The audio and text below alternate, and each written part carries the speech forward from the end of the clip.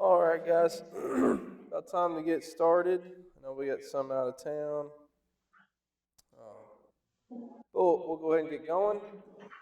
Do a quick review of where we left off Sunday, and then we'll have a word of prayer and we'll get into the topic of the evening. So, this week we've been talking about becoming a hero to your kids. Of course, we have already talked about the time involved with our children. We talked a little bit about this whole Superman, Wonder Woman concept, as parents, what we are to our children, and when they look to us, what do they see? And I do think um, this will vary over time. There'll be times in their life when you are the superhero, and there are times in their life where you are the annoying one. Welcome to being a parent. Um, we talked about our personal hero moments and enjoyed that. Um, we talked about legacy, or reflected on legacy in our Deuteronomy 6 passage. Thinking about what your kids will say about you, 20 years from now. How we raised them, what we did for them, and are they carrying forth some of those principles that we instilled in them that were good things to carry forth. Talked about how our presence is greater than just our perfection, which we all aware of and admit that we cannot be perfect. We are not perfect, but I think we can get in some deep weeds with trying to set that image, like we don't have faults of our own, or we don't want our kids to know our faults sometimes. But we also talked about how it's good to be real to our kids. Let them know that we all have struggles. We all have things we have to get through, because we may be able to provide them guidance. Hopefully, we can provide them guidance how to get through those things. Or we know somebody that can help them get through those things. Either way, we are providing care and direction to our children. Obviously, again, not pretending to be something that we're not. Talked about how we share or show emotions. And then Ephesians 5:15 reflection, just again thinking about being careful how we live, making the most of every opportunity, creating space for intentional parenting. And then we got into kind of rules for rules, is what I called it. The author is very adamant about not having too many rules. So what are the rules that are kind of foundational? And these are just some things that we began to consider, is that when we're making rules, to keep them few but clear, make sure our children can understand them. They need rules because they thrive in a structured environment. We talked about consistency. This is pretty much where we left off with Johnny's points as well. And we'll hit on this. We've hit on this before. We'll continue on this because consistency needs to be consistent in our talk too, and in our class. We talked a lot about the why. We keep saying make sure your children know their why. Now, this is a different kind of why, having to do with discipline itself. When we're disciplining them, why are we disciplining? Make sure they understand why that discipline is coming. And so, have a few more that we'll consider, and then some deeper discussion points following the word of prayer. Can I get you to lead us in word of prayer? Great God, Heavenly Father, Lord, we thank you for this day and this opportunity that we have to come to learn more about you, more about your word, Lord. Learn more about being godly parents to our children, Heavenly Father. Pray that we'll take these things that we're learning here, Lord, apply them to our lives and apply them in our hearts, Heavenly Father, Lord, and exercise them. Lord, I pray that you will be with the other classes that's going on, Lord, but most of all, I pray that you will be with church service in general, Lord, and I pray that you will mute the ones that's on the roads traveling, and Lord, again, I pray that you be with services here tonight. Amen. Amen. Thank you. All right. Some others I want to throw at you just for consideration. Many of these we've already talked about, if not all of them. Of course, matching rules to age and maturity. Obviously, taking the keys away from a 5-year-old means nothing. They're not driving anyway, unless we're talking about their little gator. that's in the garage. That might hurt them. I don't know.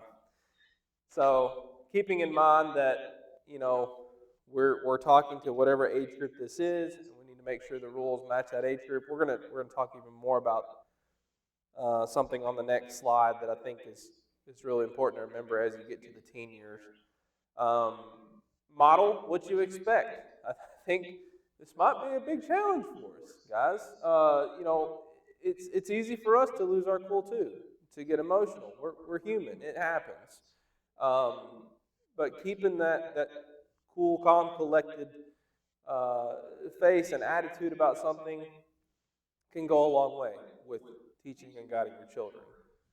Um, I know in some moments I've done it both ways, guys. I've screamed too. I've screamed at my kid while he's screaming at me. I'm just being honest with you. Tried to get him to calm down by being louder, more boisterous, more manly, right? Assert authority. I'm going to tell you how many times that truly worked. It's probably goose egg.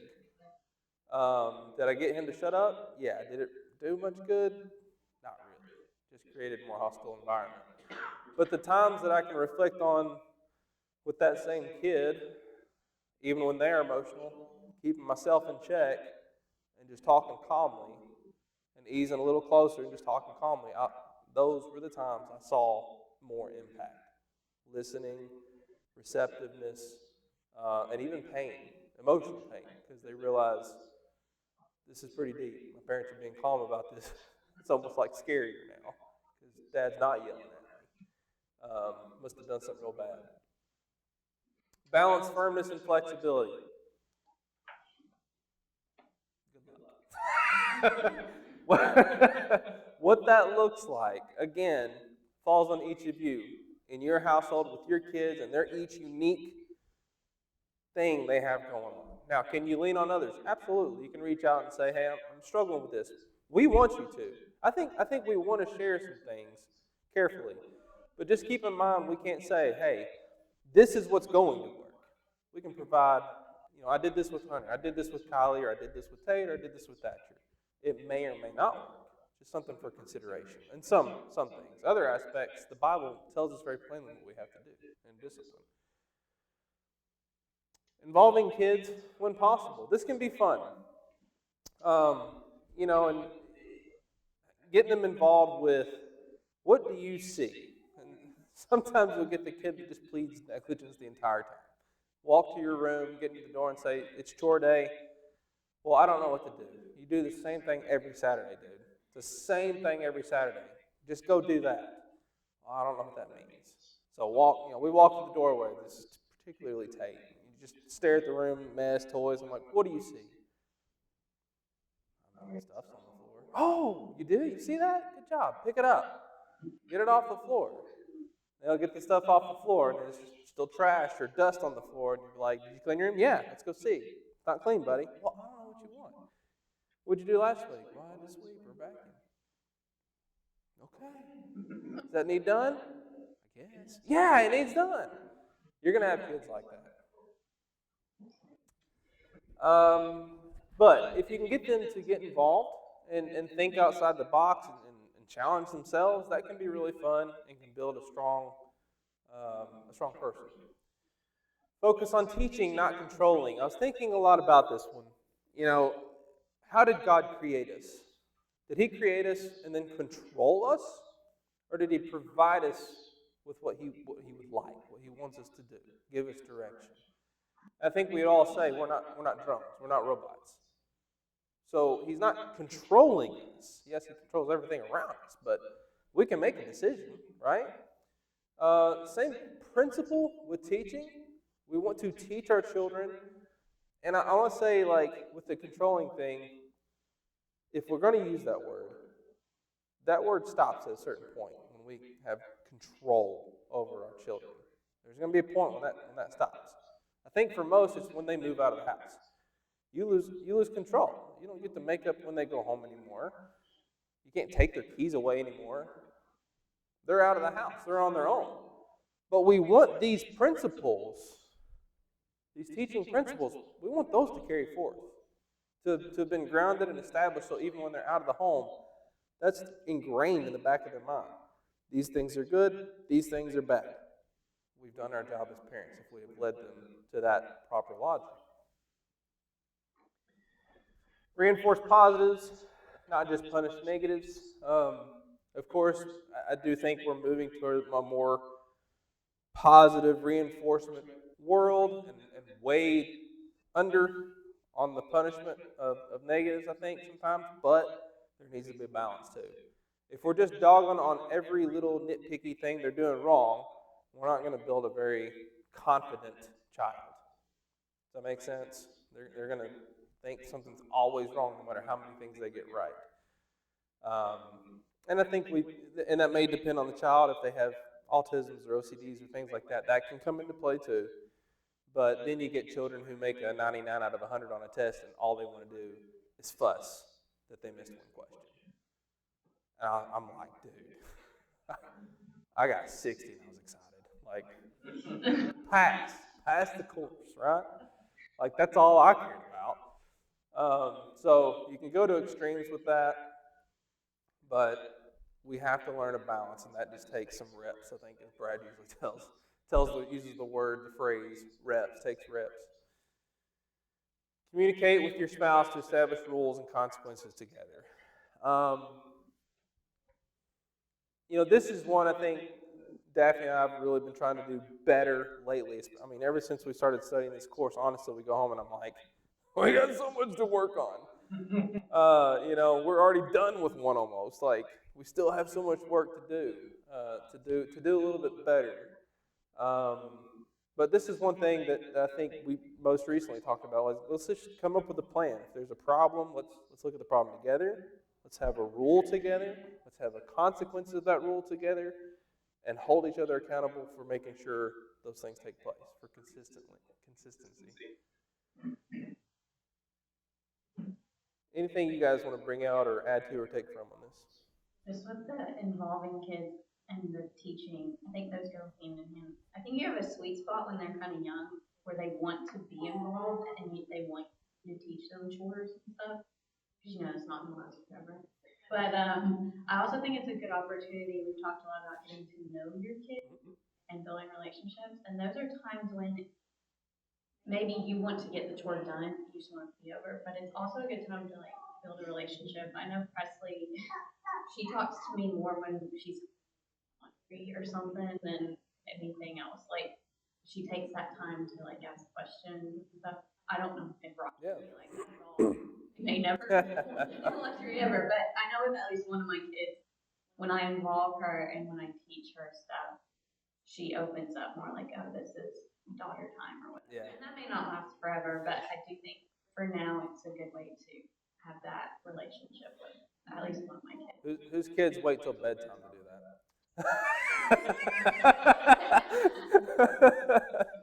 Yeah. Let's talk about all the deep questions in the world.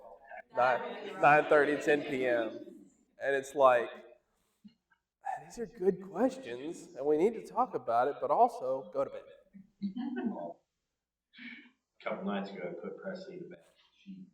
She sees a picture of Miss Donna in Michael's kitchen, so she asked where Michael's mommy is. I had to explain to her about heaven, a little deeper, and then so she starting to wrap her mind around that, and then she was like, "Daddy, are you going to be in heaven?" And I was like, "I gotta go now." Yeah. And then she's like, "Can I take my red pants backpack there? How far away is it? Yeah. When will we go?" Really tough question. Yeah, for a 4-year-old at bedtime. But also, I mean, you bring that up, and it's great because I think most of us have probably been through these conversations. And I would challenge you to keep in mind that we're supposed to make that look. It's our job to remind them this is a glorious thing. This is an exciting thing that we're looking forward to. And it's so hard because we do think about that loved one that's already gone, but it's like they got to go to heaven.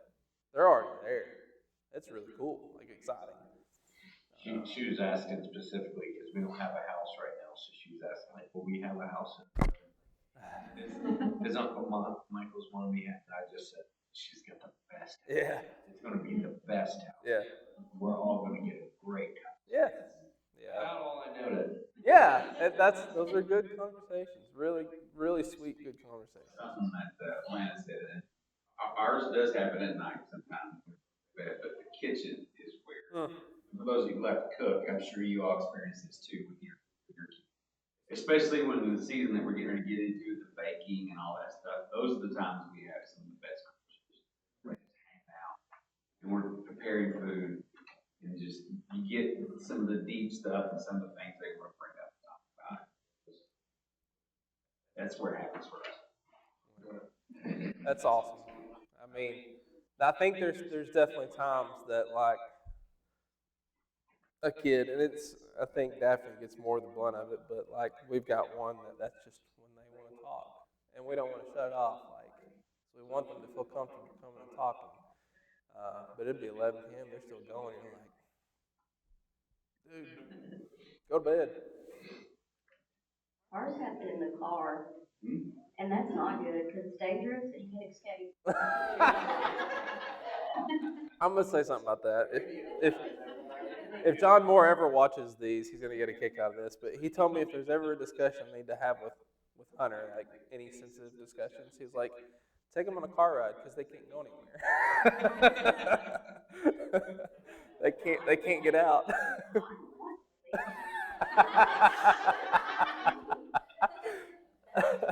Soon first past the Big Bird Beast. Oh, okay, yeah. Well, she put you in the corner. You can't go anywhere. We gotta talk about this. That's funny. Into that driving age too. I don't know if you use other guys that are having to get to drive, but you get in that too. You know, you can't go anywhere. So I like to dig a little bit. Tell me about it. Well, we're going to get into some of that discussion right here. So I want to think about this. You know, rules from young to old have principles attached. These principles remain in force as long as we are in control and hopefully beyond the home. This is what we talked about a while ago. We want these principles to have a long-lasting effect. Parents have the right and obligation, I would say, to know the who, what, when, and where our children are involved with. Now, how many of you appreciated that when you were teenagers? So exciting, right? It was annoying. Why do you have to keep tabs on me everywhere I go? You know, you get the speech of, well, it's not you I'm worried about, it's other people, and you're like, baloney, right? But I think as we get older, this starts to make a little bit more sense as your kids become teenagers and are driving and hanging out with new people, or even people you already know, but just hanging out outside the house. Like, they're gone now. I don't know where they are. Like, is it a safe place? Whose house is going to be at? Is a parent going to be there? Those questions you start understanding why you got to ask those questions. I'm really glad I didn't have the iPhone find my location. Oh, man. It didn't matter for me. My parents had tabs on me. Goodness.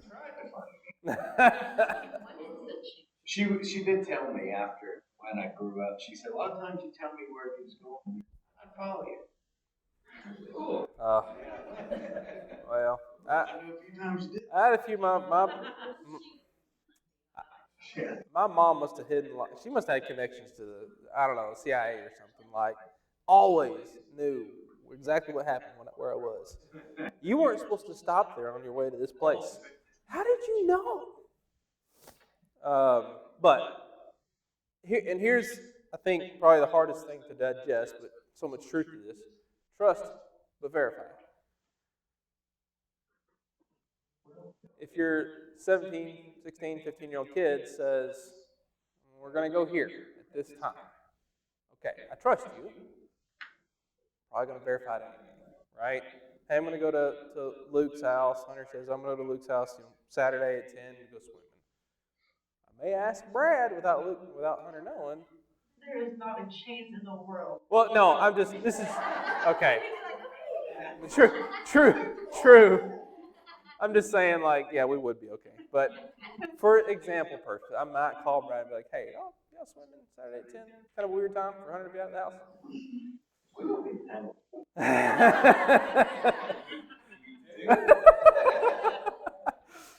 Not here. That was a hot day.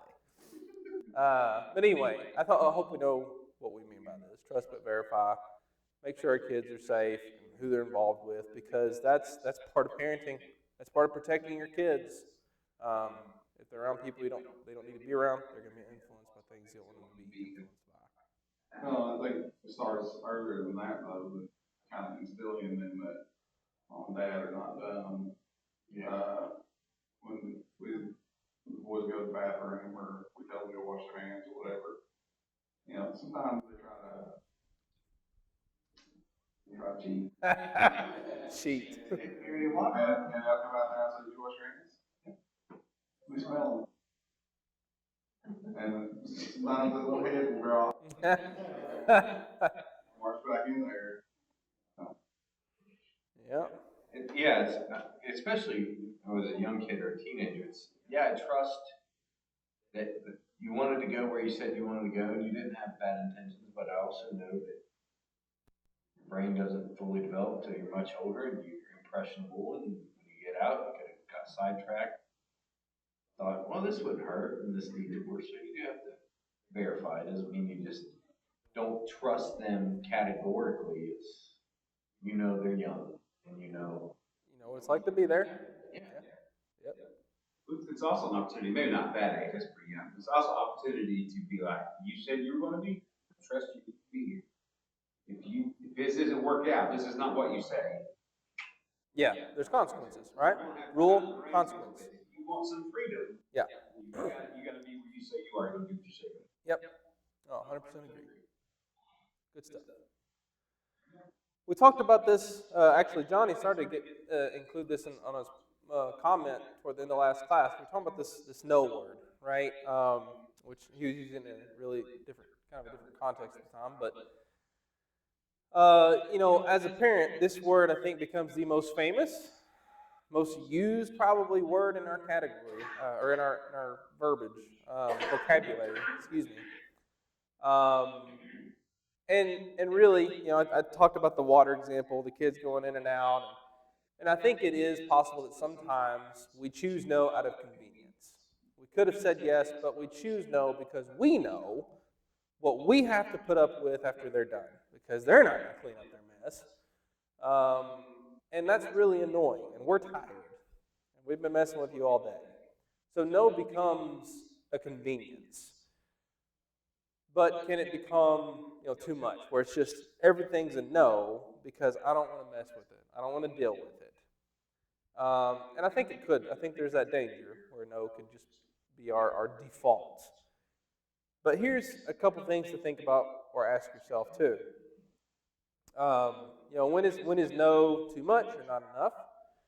When do we risk spoiling kids to get away with it? So what I mean by that is, sometimes we may say no 2 or 3 times, and they keep asking, and finally we're tired of them asking, so we say yes. What do we just do? We set the standard. And they know it now. Now they know if they ask 5 times in a row, they'll get a yes, because they're wearing you out. Should we have to explain our no? Maybe you've already explained it. Hopefully you can say, we've already explained it. I don't have to explain anything to you anymore. No is no. No means no means no. Right? Is it the most convenient answer? Or is this, an all things in moderation type question or thought? That's for each of y'all to decide. You have to look in yourself and consider, what is your no's in your relationship with your children? Is it a no of convenience? Is it a no because it's just a bad idea? Look in yourself. And I think we'll find we settle in somewhere within these. Any comments or thoughts on no? Problem I end up with is I say no, and after about 3 more times, I'm like, then I can start thinking, okay, really that? Yeah. Yeah. am I gonna backpedal here? And then they think it's a, Yeah. okay, you know, okay, do I stand my ground with a no, or do I? Yeah. Okay, do I have to explain it to them because I say yes? If you let them know, you got to process it. You know what? I need to process this question. I guess that's not being the superhero. Yeah. Dad would say yes.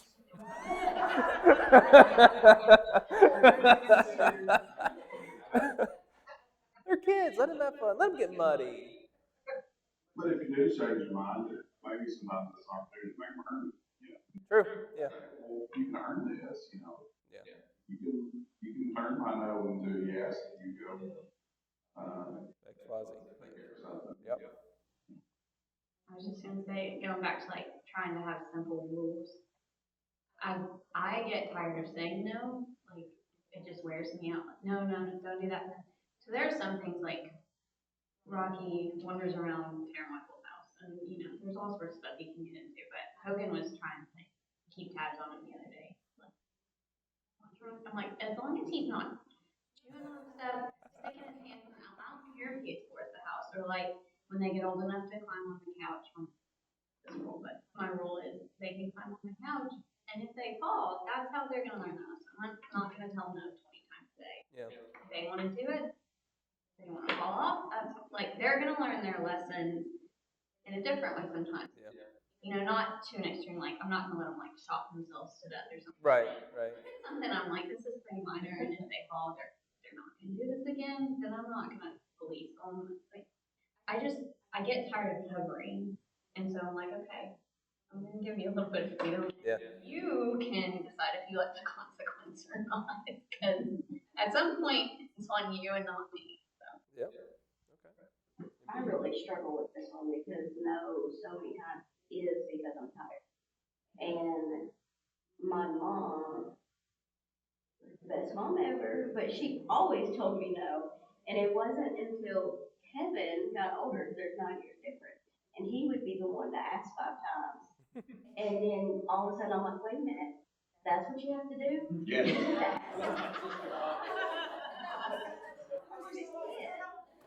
Then I just accepted no.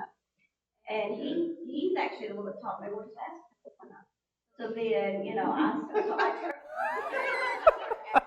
And then, she's not. Yeah.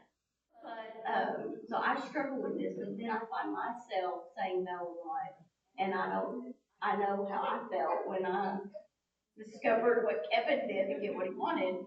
I don't want that for the kids, for them to be like, well, I'll swear it down, or not get to do all the stuff. Like, when I was a young teenager, didn't get to do as much because I just wouldn't see no. Yeah. Accepted it. And her reason was probably more because of safety issues. She was a warrior person. So, you want to go, no, can I go to the ball game? No. Because then you're going to be on the road going to the ball game, so she said no. You're gonna get hit by a fly ball. You're gonna get hit by a fly ball. But I struggle with it a lot because it reminds me of growing up, and I'm like, okay, I don't want to say no every time. But So yeah, I mean, there is a little bit of battle choosing here.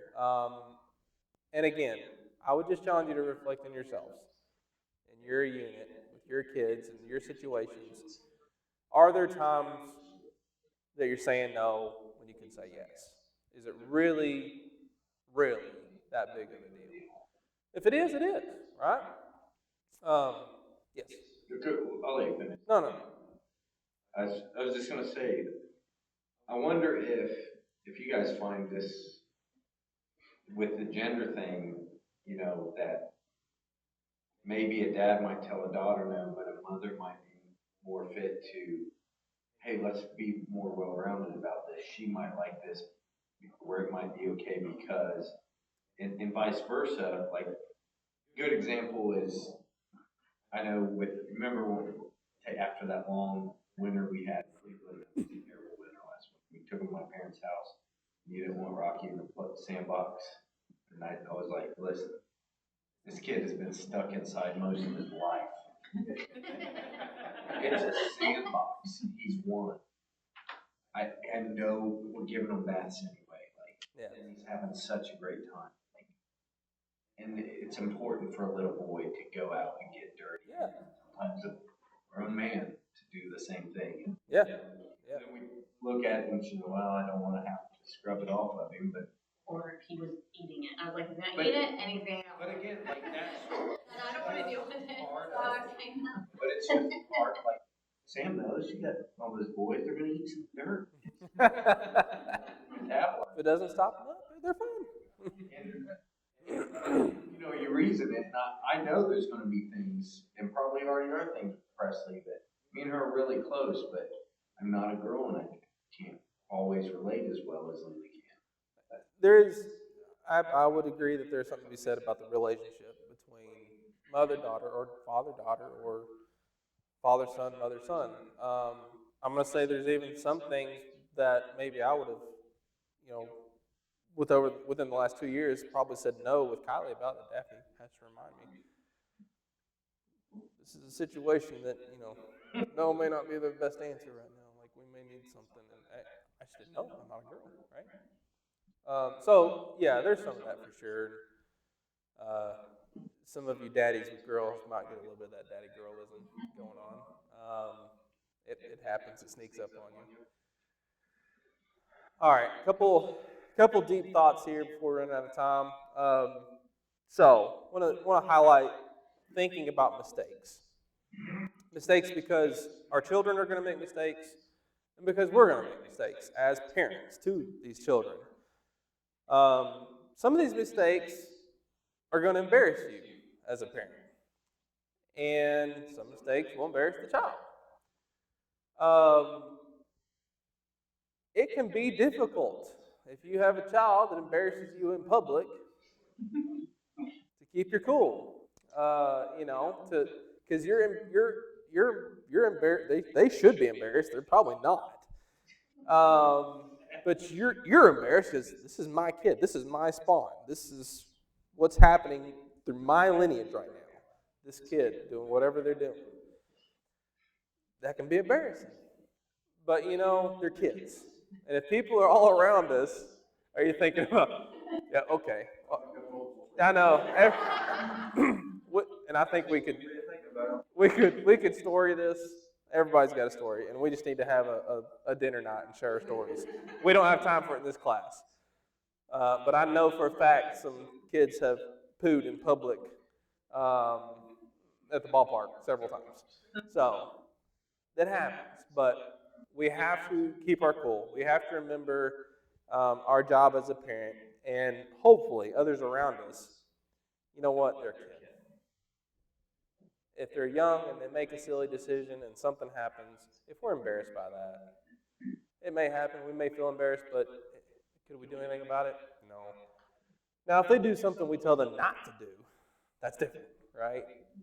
If they're throwing grapes at the dinner table, trying to catch them in their mouth, and you say, quit that, and they keep doing it, and then they get choked, and you get embarrassed because they're choked now. Might be a different disciplinary action for that, but we do need to remember our position of being the proper example in how we respond and react to these situations, because we are responsible for guiding children through post-mistake emotions. How do I respond after something like this happens? This will go as far as setting the tone for shame later in that kid's life. What shame truly means. I mean, if their clothes get ripped off for whatever reason, and they're 3 in Walmart, we may not think as much of it. If that happens at 10, 11, 12, something wrong, right? And so we need to think about what is it, how I'm responding to this right now. How is this guiding them through the future to set that tone of shame, embarrassment, so that they don't do these things, so they're ashamed to do these things. With that, I got to thinking about some even bigger deals. And these things unfortunately do happen. I titled the really tough mistakes, and I'm sure there's 100 things we can talk about, but there's some things on this board that Christian parents, other parents have dealt with or are dealing with. So, think about first, child making threats against the parent. you hear stories like this, and it's it's really sad to me that a kid would be threatening their parent. I'm gonna hit you, or I'm gonna whatever. Fill in the blanks. In the back of my mind, there's a really funny story that I don't know if I'll ever forget. But we have some friends who their child was probably, I don't know, 7 or 8. He was misbehaving. He was in the shower, and his mom told him she was going to spank him. And his response was, if you spank me, I'm going to call the authorities, or call the police, or call somebody, or whatever. Something he had heard somewhere else. And she said, if you can find the phone, go right ahead. Spank him. I thought, that's probably the best way to handle that. This is but in all seriousness, that's tough. You may not know exactly how to handle this, but I will say this: all of these things are certainly preventable. We can help from a young age raise that child so that these things aren't even in their mind. They're not thinking about these things. They're not wanting to act on these things because we have taught them from a young age. A child making threats, if you have raised them to the best of your ability, and you say, I thought I did everything right, now they're making threats at me. Where did they learn that from you? They had to learn it from somewhere. It's going to be YouTube, movies, or if they're going to school, probably friends at school saying things like this. So now we got to think about their audience. What are they exposed to? Is there an audience that we need to take away? If YouTube is that, we need to take it away. Movies are that, we got to take it away. So we got to think about the influences. So I looked some of this stuff up for some background research, and it said children usually make threats for a few reasons: big emotions, testing boundaries, modeling what they've seen or heard on TV, and seeking attention were the top 4 reasons that a child might be aggressively threatening. And the advice to that was for parents to stay calm and keep them in a safe place, still set clear boundaries, let them know they can't be allowed to say or do things that would hurt others. Don't argue or debate a threat, rather reference it in such a way like it sounds like you're angry and you need a safer and better way to deal with that. So you can find ways. There's lots of good advice, lots of good people you can lean on if you do run into this situation. But I do think these are things we can definitely help prevent for sure. Running away, same type thing. If a kid is starting to run away, how do we deal with that? And there's, again, lots of things we can lean on. Teen pregnancy. We've seen families deal with this. There's a lot. I mean, that's a pretty exposed thing, right? And it's not like just your friends and neighbors know about it. Everybody knows about it. The whole county seems to know about this, right? So that's something that really puts a lot of pressure and tension on that family. And if they're a good family who was a Christian family, it just amplifies it even more, right? Oh, did you hear about the deacon's daughter? Then it's all of a sudden a big deal, right? And we have to think about what would be our job as a parent in that situation. They've already made the mistake. They've already made the decision. We can't take that back. They're probably already shamed by it. Most likely, hopefully. It's still our job to guide them through the proper channels of thinking about repentance. Made a mistake, got to repent for it because now it's public. It's public. Making sure they are emotionally, physically cared for, right? They're still our kid. So we need to take care of them. They're going through a tough spot. It's still our job as parents to take care of them. None of these things are easy, but we can still provide the right kind of care as parents and guidance. Here's one. I don't think this stuff will shock you, unfortunately. 2023 report found that 73% 73% of U.S. teens ages 13 through 17 have been exposed to online pornography. 73% ages 13 to 17. 15% of those reported daily or near daily viewing. The average age of first exposure is 12. 1 in 5 boys reported seeing pornography before the age of 10. More than half of the viewing of pornography is boys. It's about a 65 to 35 ratio between boys and girls. Smartphones are the primary access point. Teens who view porn regularly are also more likely to struggle with anxiety, guilt, secrecy, and loneliness. And here's something that's probably even scarier for y'all to think about is it's not even primarily adult websites that they are exposed. It has become embedded into social media algorithms, memes, and short clips. And these are the things that are more prominently exposing the children because that's what they're swiping across. So it's almost, you almost think of it as subliminal, even though it's right there in front of you. But so just some things to think about. This is, again, these are really tough matters that they're getting involved with, bad decision making that they've made to view these things. So it must be addressed quickly, immediately, if we find that our children have been abusing it.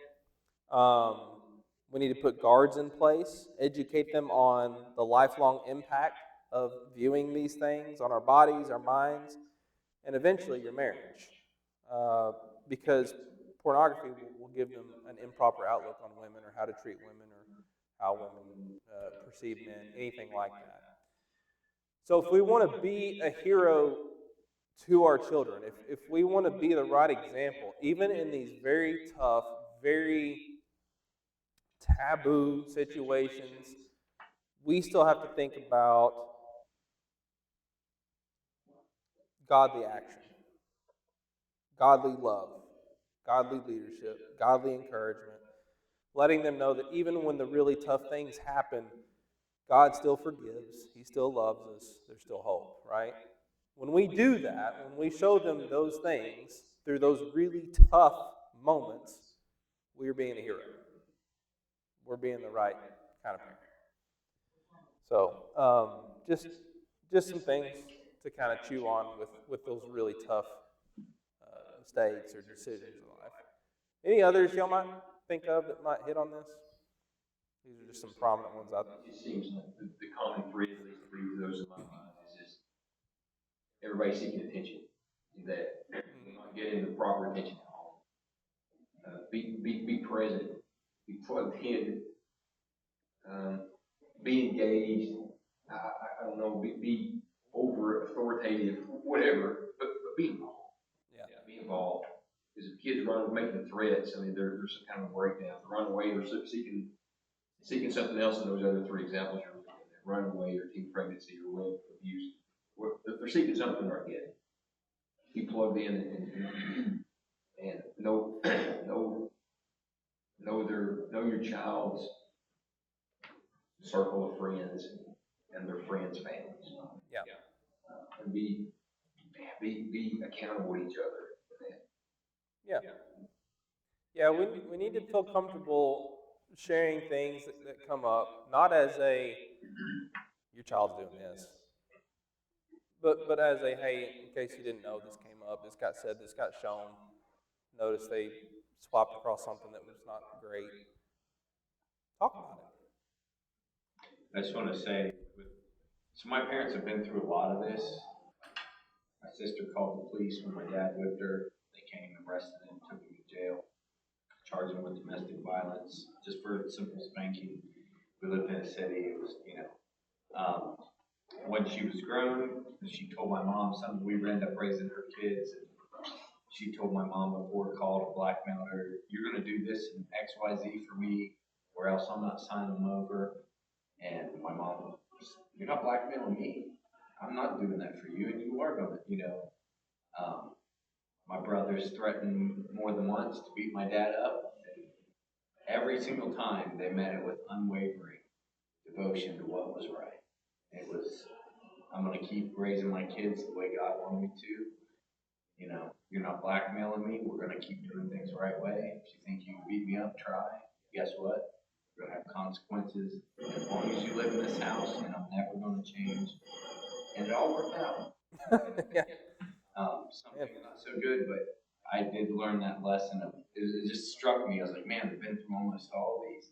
And they just unwavered in their devotion to doing things God's way. And I really always admired their bravery for like, I always thought like, you're gonna give in a little? That's a pretty serious threat. No, not even a little bit. And, you know, I always looked up to them for their faith. Yeah. It's great. It's good stuff, guys. Appreciate y'all so much. Be on lesson 8, the dysfunctional family.